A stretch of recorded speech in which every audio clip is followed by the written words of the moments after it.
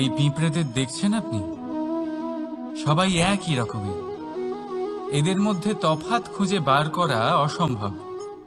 মনে হয় যেন ওদের আলাদা আলাদা অস্তিত্বই নেই। কিন্তু যদি আপনি মন দিয়ে দেখেন, তাহলে দেখবেন প্রতিটা পিঁপড়ের আলাদা কাজ নির্ধারিত।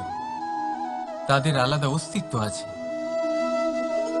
কেউ বাড়ি বানানোর জন্য মাটি সংগ্রহ করতে পটু, কেউ ঢিপি বানাতে পটু, কেউ খাবার খোঁজায় পটু, আবার কেউ সেই খাবার আনায় পটু। ঠিক সেরকমই হয় মানুষেরা। মনে হতেই পারে সবাই একই রকম, কিন্তু কিন্তু প্রতিটা মানুষের ব্যক্তিত্ব, প্রতিটা মানুষের অস্তিত্ব ভিন্ন হয়। আর সত্যি কথা বলতে কি, প্রতিটা মানুষের ভিন্নতাই আমাদের প্রগতির দিকে নিয়ে যায়। ভাবুন, যদি আপনাকে কারোর সাথে হাত মিলিয়ে চলতে হয়, তাহলে আপনাকে আপনার সোজা হাত তার উল্টো হাতে ধরে এগোতে হবে। এটাই সৃষ্টিকর্তার সৃষ্টির নিয়ম। ভিন্নতা, এই ভিন্নতাকে আশীর্বাদ ভেবে চলুন। এতে কোনো খারাপ নেই। রাধা রাধা। দাদা আমাকে বহুবার জিজ্ঞেস করেন যে, কানাই, তুমি রাধার সাথে এই সংসারকে প্রেম শেখাতে এসেছো, তাহলে কেন তুমি রাধাকে এত বিরক্ত করো? কেন ও তোমাকে বিরক্ত করে? কেন এই ঝগড়াঝাটি হয়? কেন এই টানাপোড়েন চলে? এবার এটার উত্তর আমি কিছুটা এইভাবে দিতে চাই। পিঁপড়ে সেই বাড়িতেই প্রবেশ করে যেখানে মধু উপস্থিত আছে। যদি আপনার বাড়িতে মধু থাকে, কোনো মিষ্টি জিনিস থাকে, মিষ্টত্ব থাকে, তাহলে পিঁপড়ে সেখানে অবশ্যই প্রবেশ করবে। ঠিক এইরকমই হয় আমাদের সম্পর্ক। এর মধ্যে ছোটখাটো ঝগড়াঝাটি, টানাপোড়েন, রাগ করা, মন ভাঙানো, এই সব তো চলতেই থাকে। বিশেষ করে সেই সম্পর্কগুলিতে যেখানে মিষ্টত্ব আছে।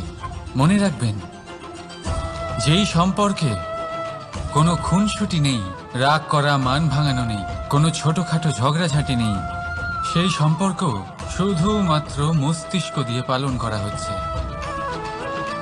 মন থেকে নয়। তাই মন থেকে ভালোবাসতে শিখুন। আর এই ছোটখাটো ঝগড়াঝাটির, এই অম্ল মধুর খুনসুটির আনন্দ উপভোগ করুন, কারণ এতেও ভালোবাসা আছে। রাধা রাধা। এই পুস্তক বড়ই কাজের জিনিস। কাহিনী হোক, কবিতা হোক, স্মৃতি হোক, এতে যাই লিখে দেবেন তা ভবিষ্যতের পুঁজি হয়ে যাবে। কিন্তু যদি কখনো এমন হয় যে এই পুস্তক ময়লা হয়ে যায়, বা যদি কোনো পাতায় আপনি ভুল করে কালি ফেলে দেন, বা কোনো বাক্য লিখতে গিয়ে আপনি ভুল করে ফেলেন, তাহলে আপনি কি করেন? সেই পুস্তক কি আপনি তুলে ফেলে দেন? না, তাই তো। শুধু একটা পাতা ছিঁড়ে ফেলেন, যাতে সেই পুস্তক সঠিক থাকে, সুন্দর হয়ে ওঠে। এই পুস্তকের মতোই হয় আমাদের সম্পর্ক। তার সেই এক পাতা, একটা ভুল। তাই যে কোনো সম্পর্কে যদি কারোর কোনো ভুল হয়ে গিয়ে থাকে, তাহলে সেই ভুলকে সম্পর্ক থেকে দূরে করা সঠিক হবে। সেই ভুলকে ভুলে যাওয়াই সঠিক হবে। সেই সম্পর্ক ভাঙা নয়, সেই সম্পর্ক সামলে রাখুন। কারণ ভুল তো সবার দ্বারা হয়। যদি এরকম করেন, তবেই জীবনরূপী পুস্তক আরো সুন্দর হয়ে উঠবে। একে অপরকে ক্ষমা করতে শিখুন। একে অপরের ভুলকে ভুলে যেতে শিখুন। তারপর দেখবেন এই জীবনে আরো আনন্দ আসবে, আর এই সম্পর্ক নিঃশ্বাস নিতে থাকবে। রাধা রাধা।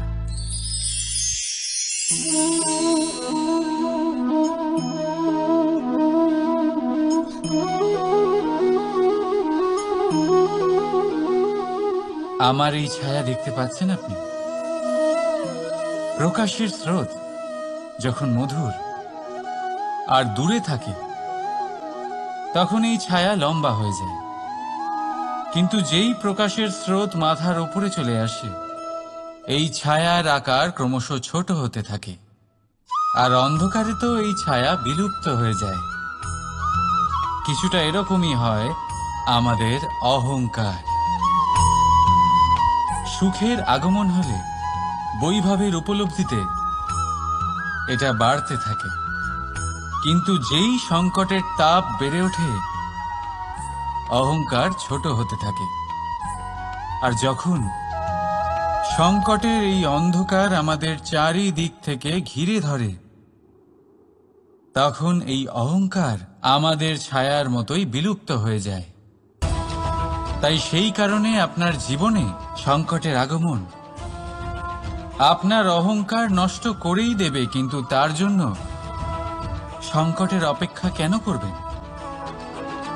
এই অহংকারকে বাড়তেই দেবেন না, উৎপন্ন হতেই দেবেন না। বিবেকের সুতো দিয়ে বেঁধে রাখবেন একে। দেখুন, আমি শ্রেষ্ঠ, এটা বিশ্বাস করতে কোনো আপত্তি নেই, কিন্তু শুধুমাত্র আমি শ্রেষ্ঠ আর কেউ নয়, এ আত্মসম্মান নয়, এ হলো অহংকার।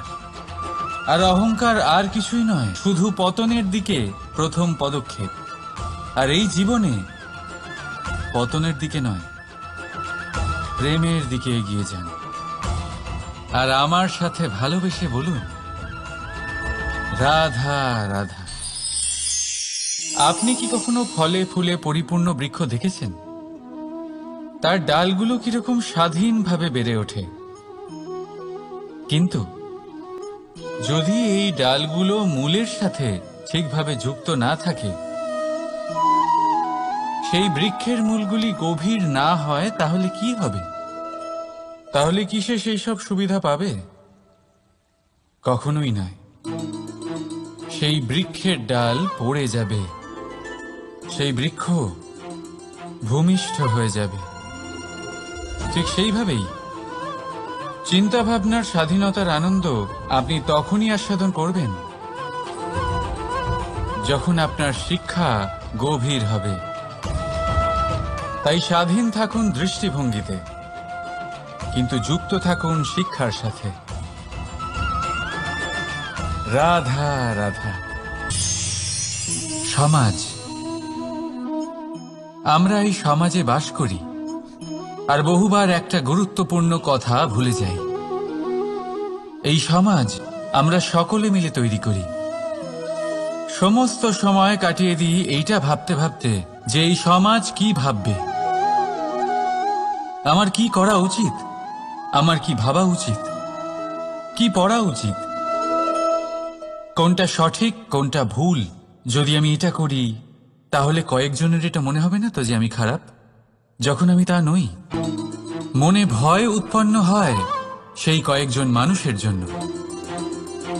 তার কারণ হলো আমরা আমাদের মনের কথা শুনতে পাই না, না শুনতে পারি, না বলতে পারি, আর না করতে পারি। সেই কয়েকজন মানুষের ভয়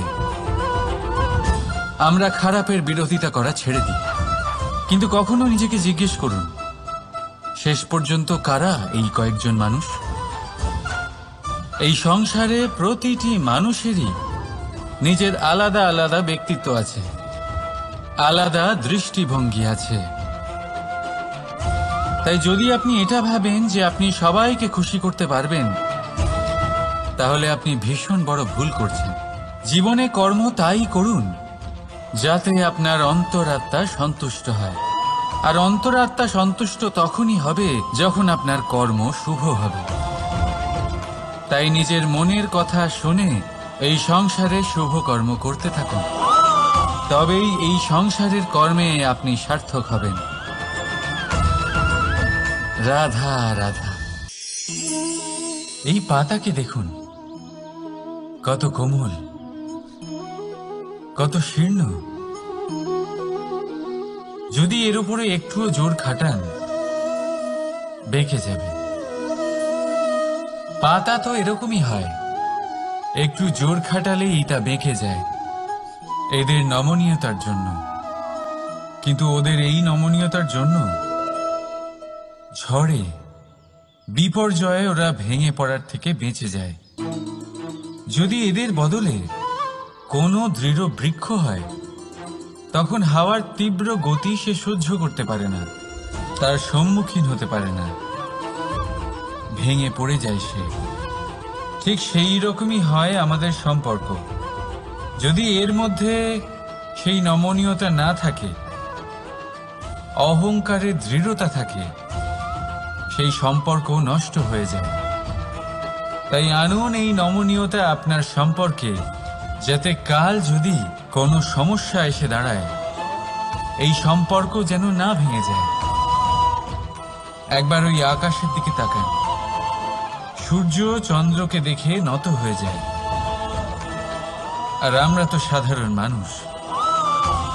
তাই সম্পর্ক নিচু করবেন না, সম্পর্কের সামনে নত হতে শিখুন। রাধা রাধা।